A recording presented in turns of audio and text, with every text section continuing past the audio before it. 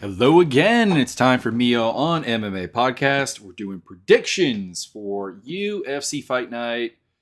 What is this one nowadays? San Antonio. Okay, we're going to Texas.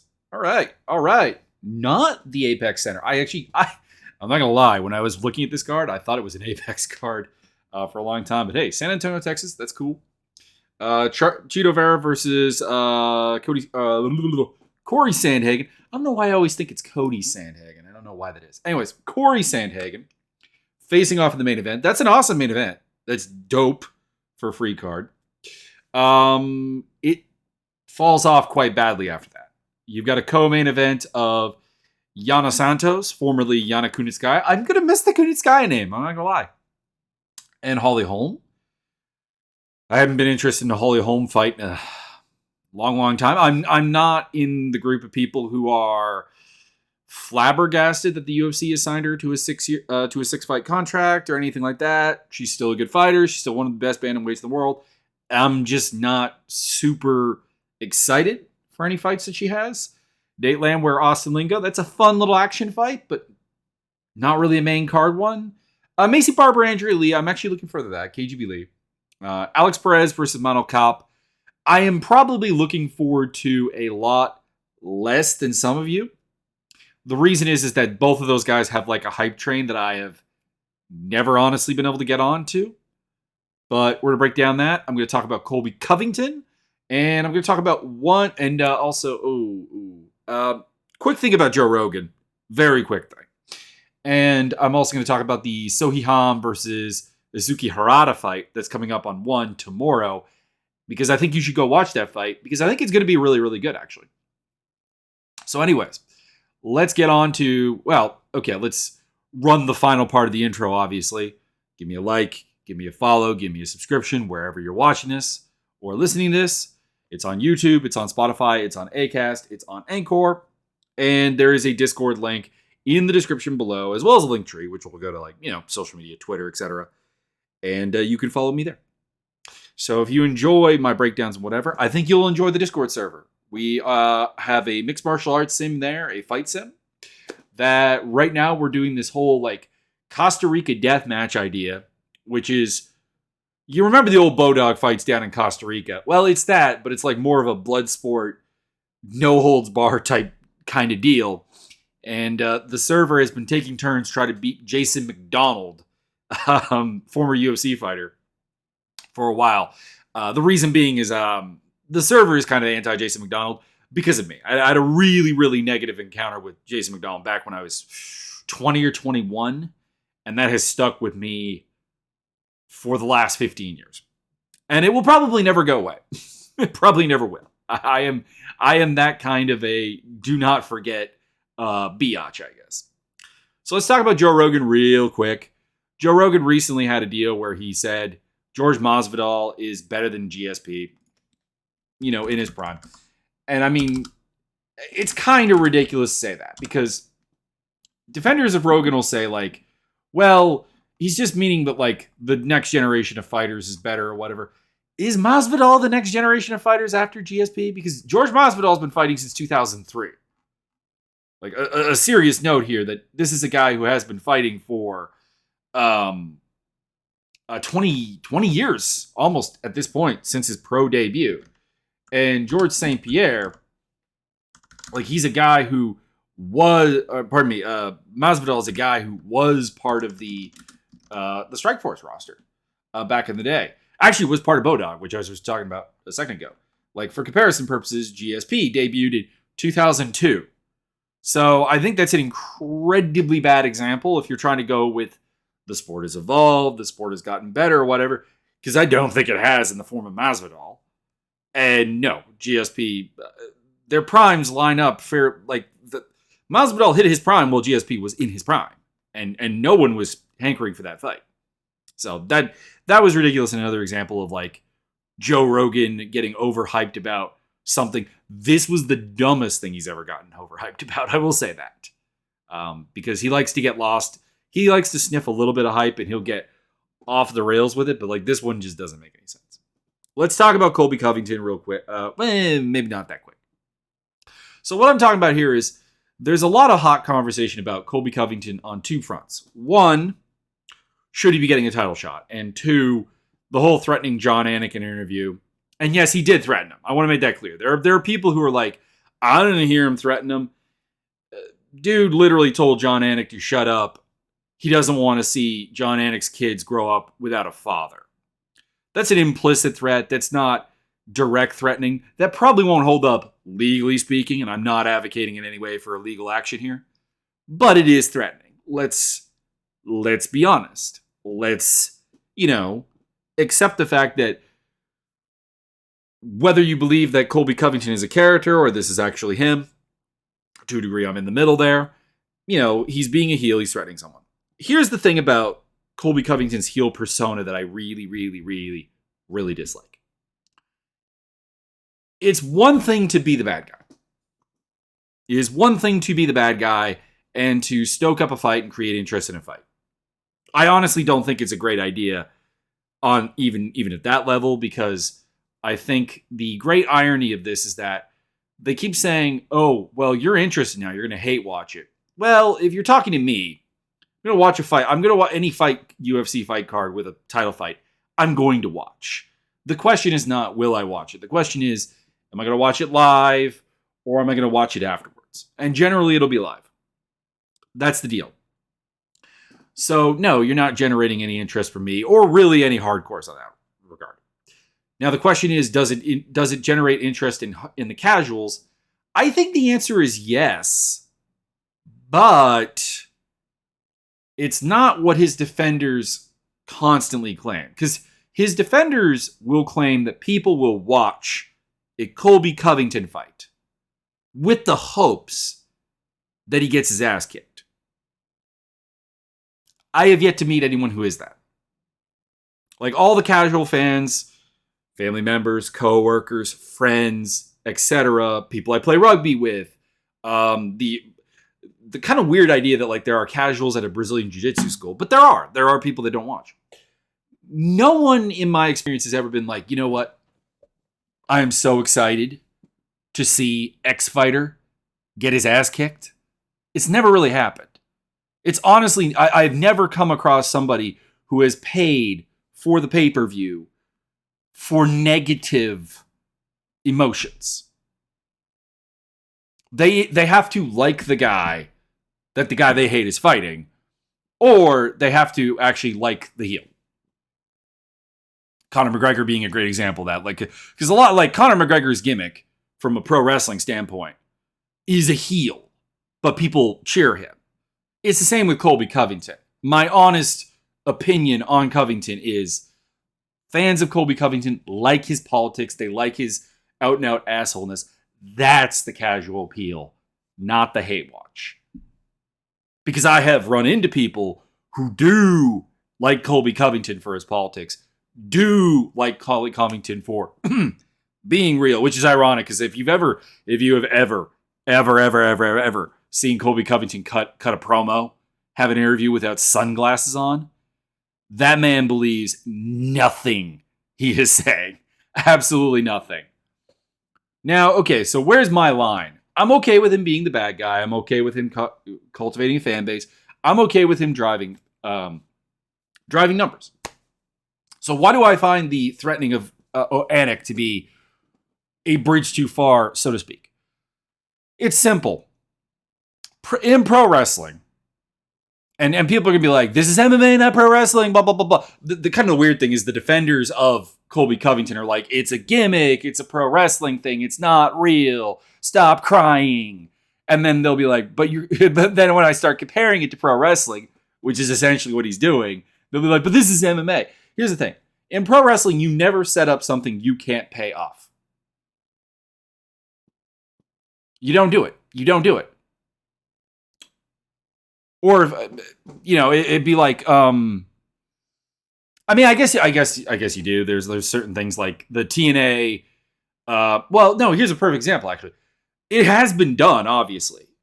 Voodoo Kin Mafia, BG James and Kip James, a.k.a. Billy Gunn and Road Dogg, as you know them, spent like a year calling out Triple H and Shawn Michaels and Vincent Kennedy McMahon, hence the Voodoo Kin Mafia thing. on Impact Television. It was terrible because there was never going to be a payoff. It was never going to work. There was going to be no interpromotion. It was lame. That's what we have here.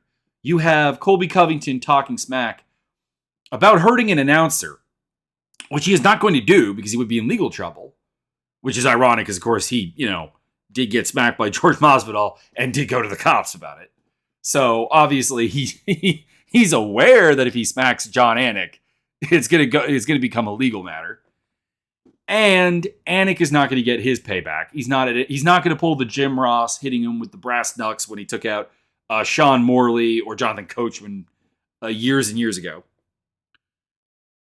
And he's not going to do anything on commentary. Like, it's not like John Anik is going to be unprofessional enough to start talking about his issues with John Anik on commentary. It's not going to happen.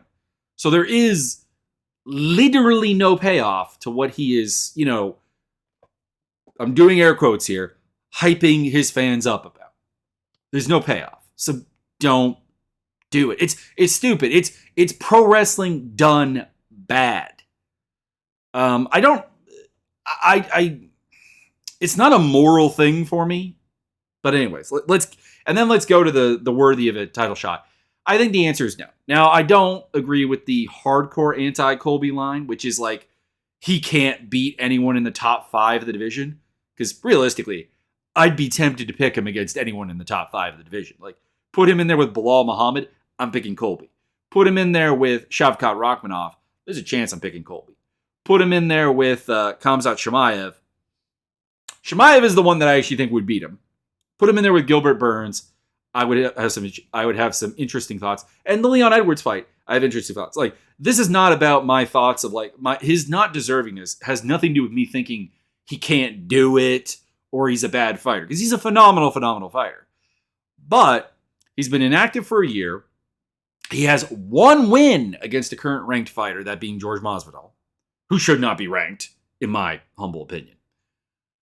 And on top of this, he has been inactive for reasons that were not injury related or personal issue related or anything. It was him trying to leverage stuff with the UFC. So from the UFC's point of view, they shouldn't give this title shot because that encourages it. We're seeing that with rank sitting down at lightweight with Dustin Poirier and Michael Chandler. Until very recently, Justin Gaethje. We are seeing that further up. Middleweight is about the one place where it seems like the contenders are all like, yeah, let's do this. Let's throw down. But like every other weight class, no. You've got Stipe getting a title shot off of inactivity. I love Stipe. Like, Stipe is unquestionably one of my favorite fighters. Active right now. Probably my favorite heavyweight of all time, unless we're digging back to the Pride era. So, obviously, I'm not against fighters doing this, but like from a business standpoint, the irony is that the UFC is encouraging, again, and this comes up repetitively with Dana White, is encouraging things that he supposedly hates and thinks is bad for the business. So I think from a business standpoint, this is a bad idea. I think from a merit standpoint, he's been too inactive. But I am interested in the fight. So there you go. All right, that's enough Colby Covington bashing. Quickly, I'm going to talk about Harada versus Sohiham. People probably don't really think very highly of Sohiham because she did fight in the UFC way back in 2014. Lost to JoJo Wood, lost to Beck Rollins, lost to Danielle Taylor in a fight that she actually should have won, and beat Courtney Casey. So she went 1-3. It was, not great. And she's been undefeated since then, including wins over Ayaka Hamasaki, 2 wins over Denise Zamboanga, and now she's fighting Izuki Harada. I like this fight. Harada is someone that one really wants to push, and I get why. Like, she's a super cute, muscular Asian girl.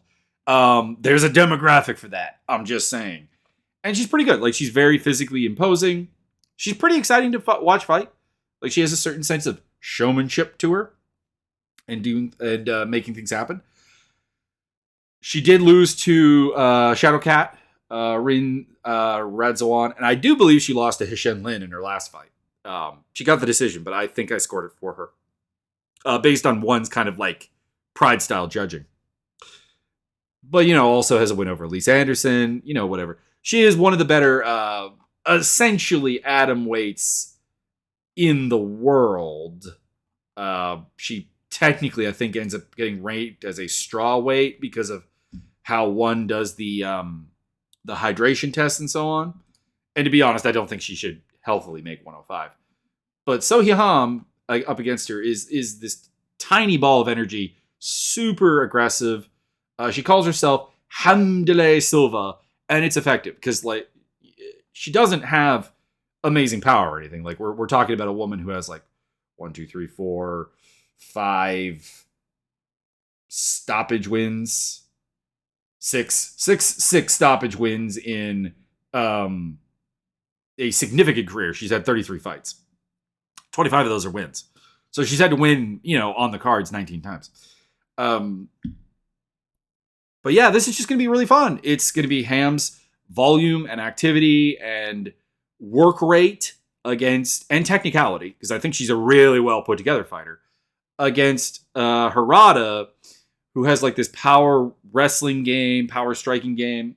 Very good, very good, very scary athlete, and that's gonna be awesome. I am picking Sohee Ham.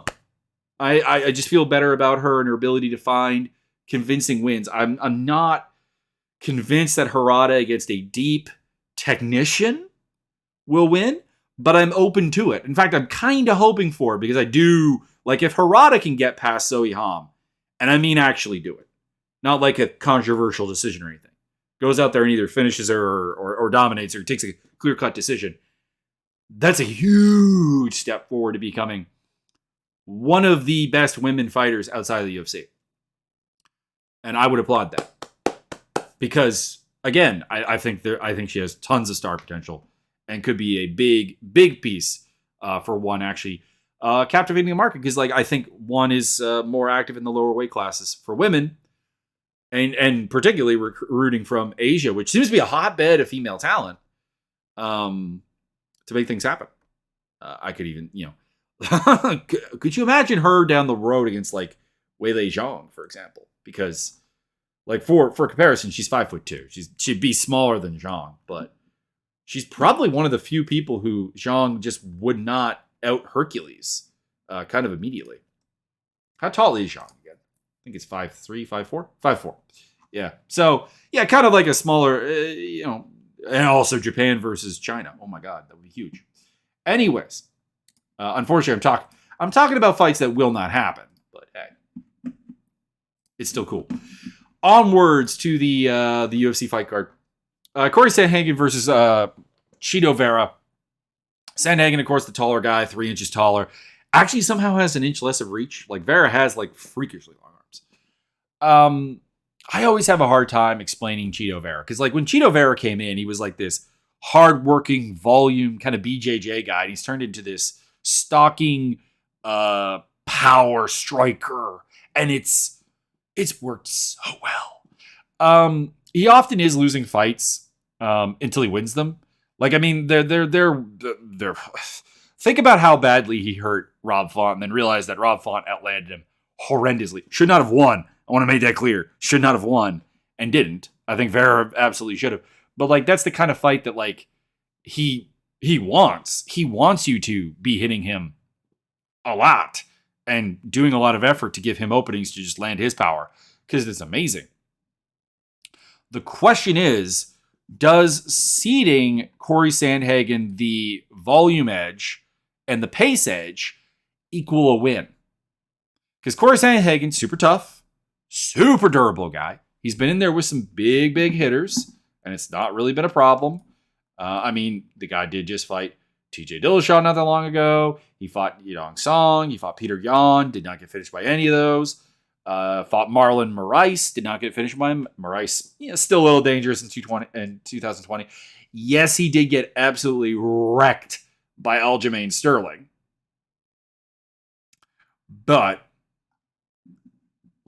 not exactly a style that Vera's going to utilize. Vera's going to want to bonk him, not sub him. I am going with Sandhagen. He has really put things together. He fights at an incredibly high pace. He's fairly defensively sound, actually. Tough, like I said. Will utilize a wrestling game. Not necessarily with the idea that he needs to get the fight down or score top control time, but to break things up and disrupt the rhythm of a fight. He did that really well against Yadong Song. And Yadong Song, not to MMA math this too much, did beat Cheeto. So there is that. It's not like Cheeto has not been beaten by guys with a fairly put together striking game. Yadong Song, Jose Aldo. His wins are against guys that do not physically have the ability to keep up with him. Dominic or are hitting a stride where they are incredibly vulnerable to getting finished. We've seen that with Dominic Cruz and Frankie Edgar, obviously, and the decision win against Rob Font is something that's not aging all that well because Font did get outworked by Vera. Aldo, pardon me. I guess we'll see. Like if Font gets like nuked by Adrian Yanez, that win is not going to hang on very well. But I guess it's the one he's hanging his hat on right now. If he wins this fight, he'll be getting a title shot, pretty much for sure. And should. I would honestly even like to see Sandhagen get a title shot, but I do get that Sandhagen does have an embarrassing loss to Aljamain Sterling, so if Sterling is still the champion after he fights Cejudo, that's a tough one to sell. But this is a big, big fight, and Sandhagen is the favorite, minus 158 to minus 175. Vera coming back at the 130 to 145 underdog odds. Very live, very interesting fight. Let's go for it. And then I'm going to get boring here because we're talking about Holly Holm and Yana Santos, formerly Yana Kunitskaya. I'm uninspired by this fight. These are two essentially Mike Winkeljohn proteges. They fight incredibly similar. It's a volume kickboxing, largely empty volume kickboxing style that will use the clinch to stall out, put strength on people. I can't pick Holly Holm to lose her own game. She's definitely in decline. She's in her 40s. The Holly Holm of prime would not have lost to Ketlin Vieira. I guess that's the essential what we're getting at here. But that being said, she was very competitive against Ketlin Vieira, and I'm trying to remember. I want to say no. Yana Kunitskaya also did beat Ketlin Vieira. I guess that's a bit of an MMA math bummer for me, but I don't know. I don't think you out Holly Holm. They've trained together a lot. Santos does seem comfortable talking big, and she's not normally a bluster fighter, so hey, maybe she knows something we don't know. But I've got Holm by decision. Holm is the minus 225 to minus 265 favorite. Santos plus 175 to plus 211. Sandhagen by decision, by the way. I don't think I said method. Nate Landwehr versus Austin Lingo. Again, very, very similar fighters here. This is the feature of this card, honestly. There's a ton of similar fighters on this card. Lingo's an inch taller, but actually has a half-inch reach disadvantage. So reach is not really going to be a thing here. Again, this is kind of like I just have more faith in the Landwehr version of this tactic than the Lingo version. There is differences here. Landwehr is more wide open to getting hit. His game is way more based on toughness and just hard nosedness. Like that David Onama fight. If you didn't think Nate Landwehr was exceedingly tough before then, you definitely should. But at the end of the day, these are both kind of like volume boxers. They don't do a lot of kicking. They can wrestle. They can grapple. They are well-rounded MMA fighters. They will probably take this fight to different areas. But Landwehr just feels like a guy who, don't get me wrong, is hard limited by his lack of defense and not being any kind of, amazing athlete.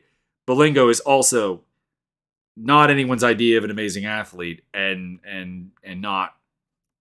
Like, they're both guys who are making the best of what they got, but I just think that Landwehr probably does have that little bit of extra physicality, that little bit extra, like, just complete hard-nosedness and ability to turn things up. Lingo is too smart, I guess, in a nutshell. I think he'll just kind of try to back out of exchanges, thinking that Landwehr can't possibly keep going, and he will. So I got Landwehr by decision. He is a minus 200 to minus 245 favorite. Lingo plus 165 to plus 186. That might actually be a little bit wide. I do think this will be a good fight.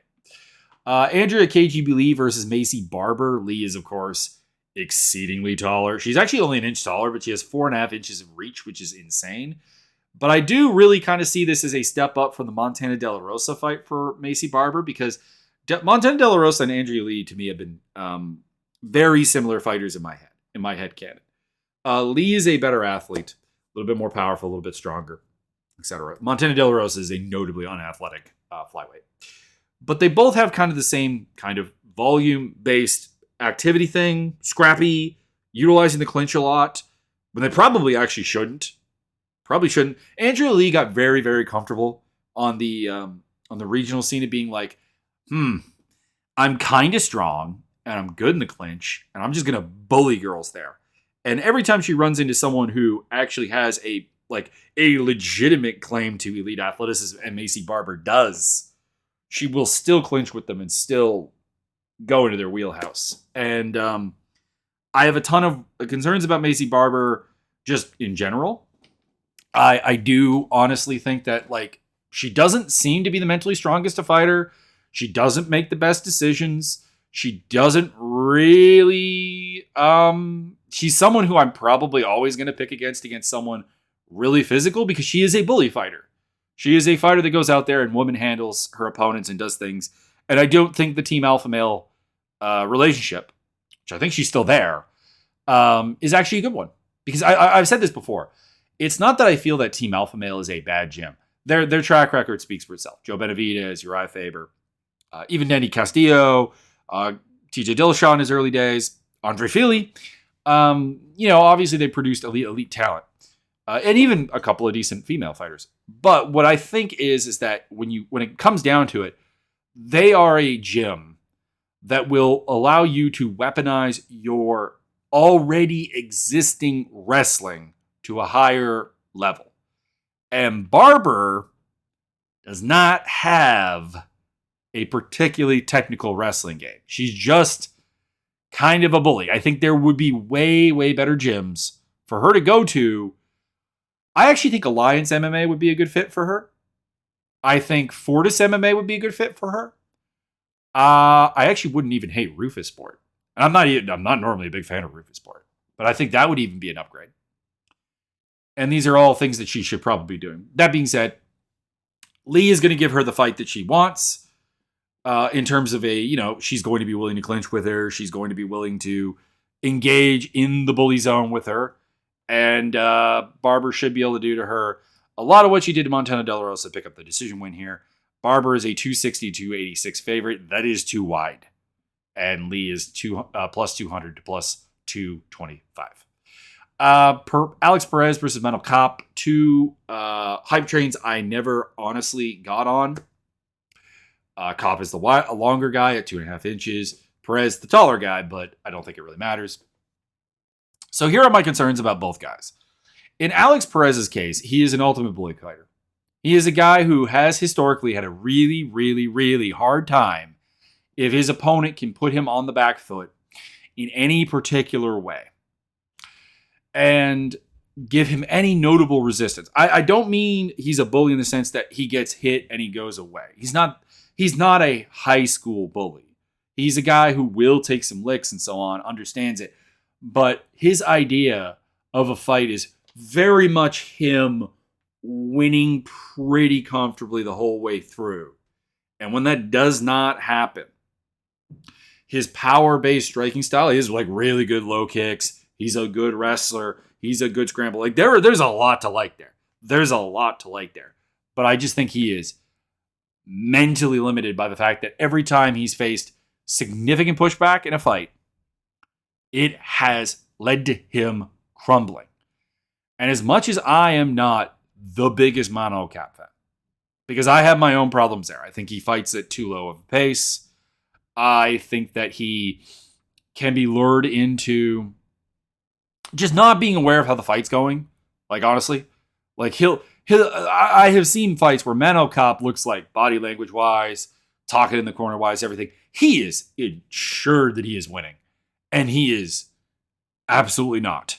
That kind of like, also like mental variance from what is actually happening is, I think, a huge problem for him. But like, again, that's tied to an amazingly athletic guy who can dynamically finish things and do some damage at flyweight. I am going with Kopp to win by TKO because, simply put, I don't think Perez actually can lull him into a false sense of security, because when Perez is winning, he's very much winning. I don't even think Manuel Kopp can be losing to Alex Perez and think that he's winning. But at the same time, I don't see Manuel Kopp just being folded by Alex Perez and kind of bullied. So I'm going with him. Kopp is the favorite at minus 175 to minus 215. Perez is plus 143 to plus 170 according to Best Fight Odds. So Kopp by TKO. Chidi Njokuani versus Albert Duraev. Huge size advantage for Chidi. He's 4 inches taller, 5 inches longer. The only problem I have is the problem I have with every Chidi fight. He doesn't necessarily use his reach because he's willing to fight in the pocket, willing to fight in the clinch, willing to embrace a chaos-based fight, and willing to let you pressure him. So despite all the power, and we'll get to Duraev, but I do have serious limitation thoughts on him. He will let Duraev get close enough to implement his wrestling game. And Duraev is a good wrestler and a good athlete. I am very, very unsold on his durability. Tremendously unsold on his durability. I'm going to take a quick beverage here. Otherwise, I'm going to hiccup. But at the end of the day, sure, Chidi could finish him, and I would not be surprised, and I would be very happy because I don't know. I get vibes off Duraev that I don't like. There are some Russian print interviews that suggest some things. Can't prove them, so I'm not going to really get into them. But like I will just put it out there. I have certain hang-ups with him. And I just have hang-ups with him as a fighter. But I am actually picking him to win a decision here. I just think that Chidi doesn't have a way to avoid his fight that isn't just hitting him really hard and knocking him out. And Duraev is not that fragile. So I'm going with Duraev by decision, but I am not surprised that Chidi is the betting favorite at minus 146 to minus 185. Duraev is plus 126 to plus 155. I get that. Duraev's win over Roman Kopylov, I think, is not being given the credit that it actually deserves. But I do have him here. Daniel Pineda versus Tucker Lutz. Speaking of a guy who I don't even understand the hype train of, Tucker Lutz has got a lot of fan reaction. Like, there's a lot of love for Tucker Lutz. I don't really get it. I mean, he's a monster at featherweight. Dude is 2 inches longer and an inch taller than Daniel Pineda, who's a big featherweight. He's going to look big. He's strong. He's got a janky striking style that he actually does weaponize sometimes with like interesting timing and ability to hit from different angles. Like it's the classic case of like, this is not a textbook striking style.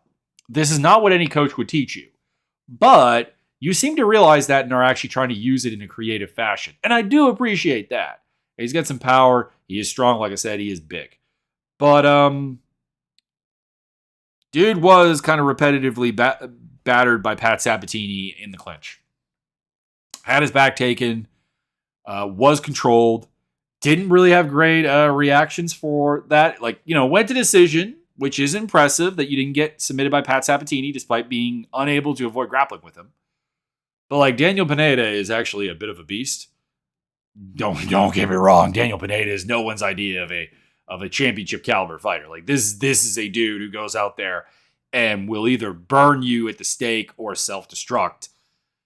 I just think that he'll go out there and put the pressure on Lutz, and Lutz is not going to have the technical depth to not get finished.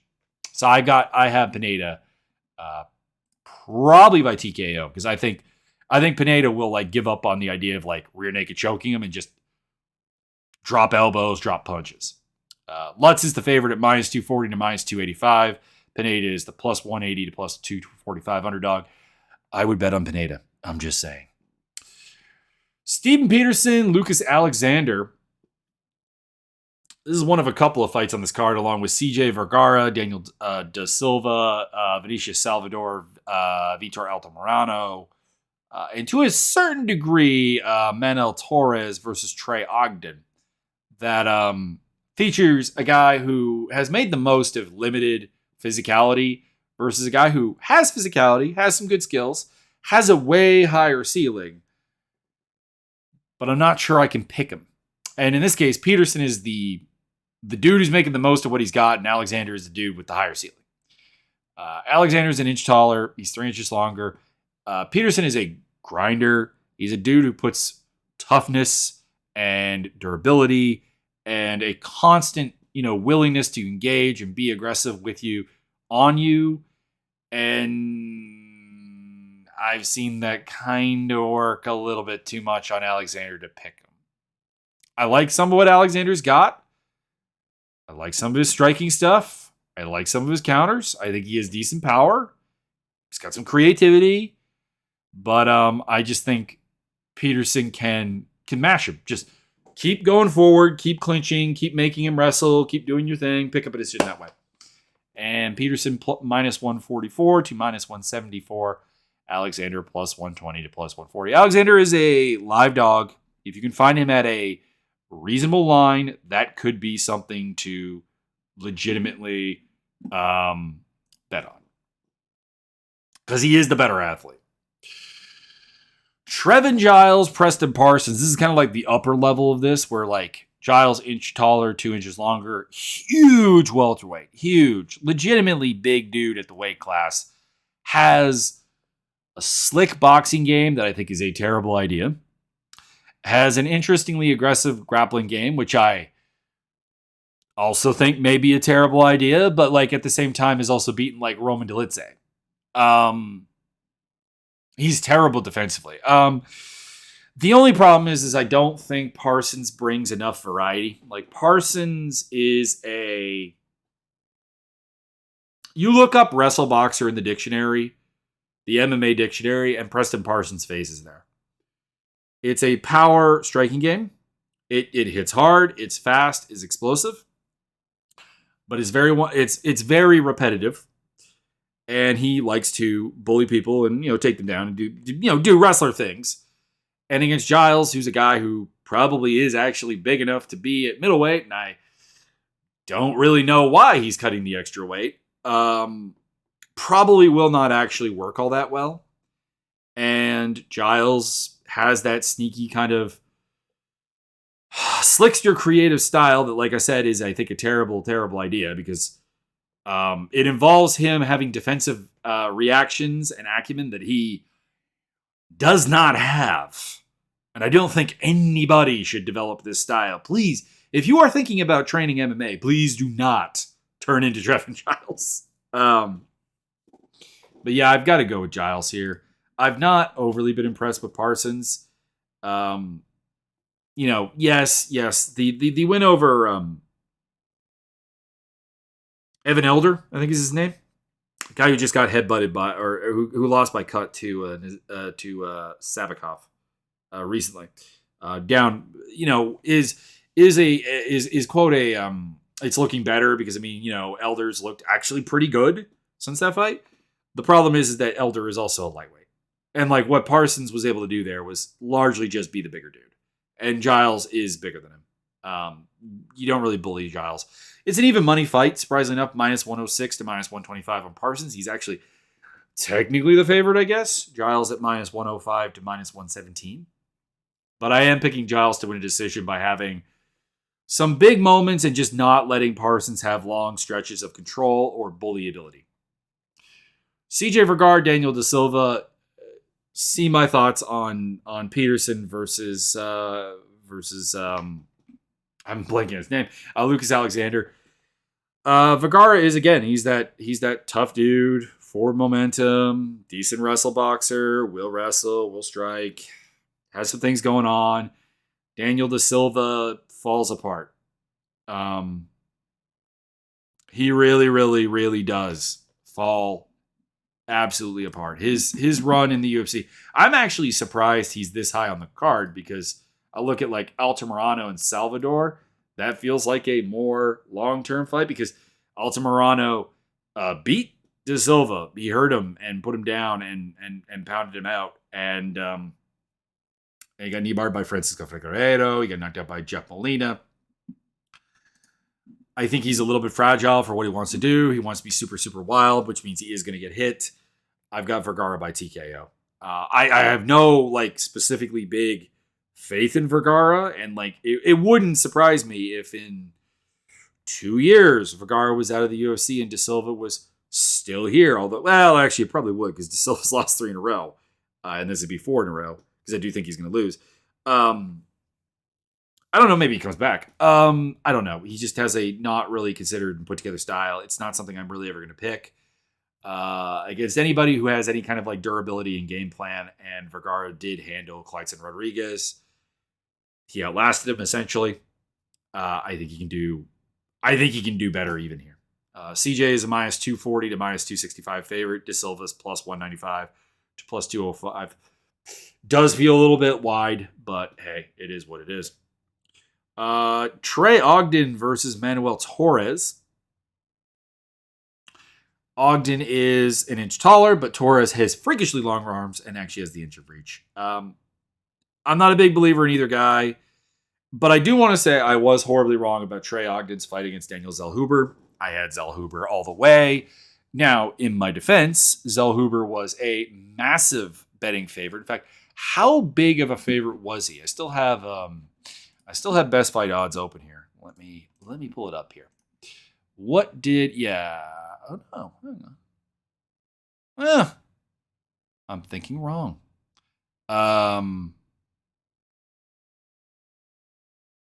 I mean, Zellhuber was a big favorite, minus 500, minus 350 to minus 500 on close, and Ogden was a plus 275 to plus 375 underdog. So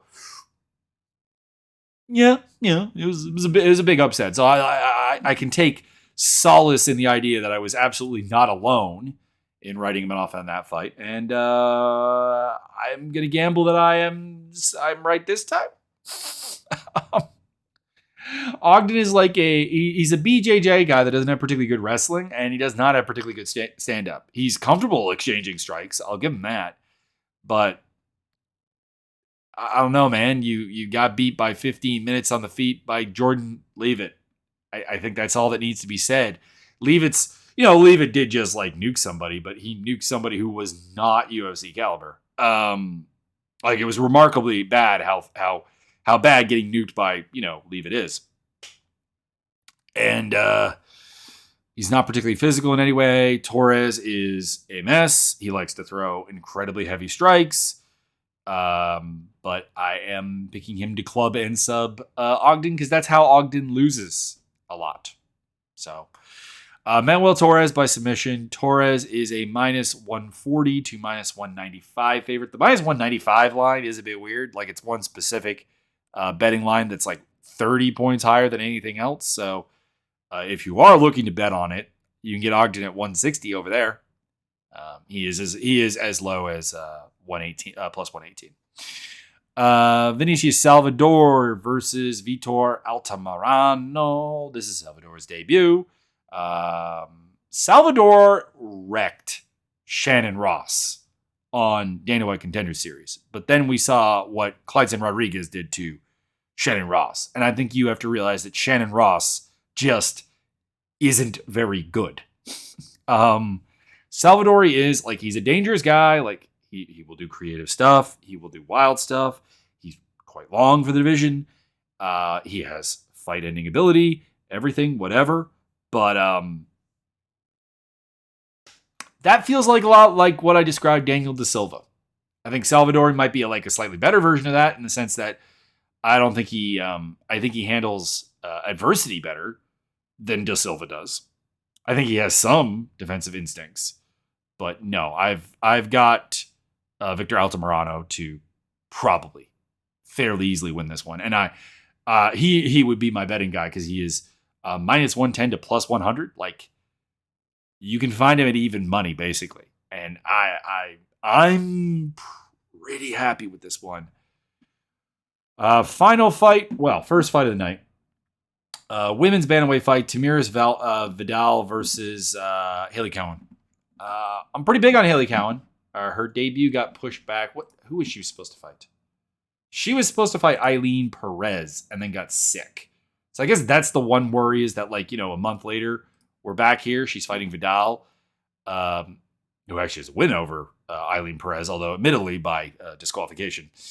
Cowan 2 inches taller, 1.5. She's incredibly raw and everything. This fight's going to be sloppy. It's going to be messy. It's going to be a women's bantamweight fight between two girls who I do actually think have like the physicality to be pretty good. Like Vidal has some nice finishes, and she'll pretty much every fight she has have a wow moment. But Cowan, as much as she's raw and developing, coming from a gymnastics background, I think she's incredibly strong, incredibly physical, and Vidal is not someone who's used to just kind of being moved around in the clinch.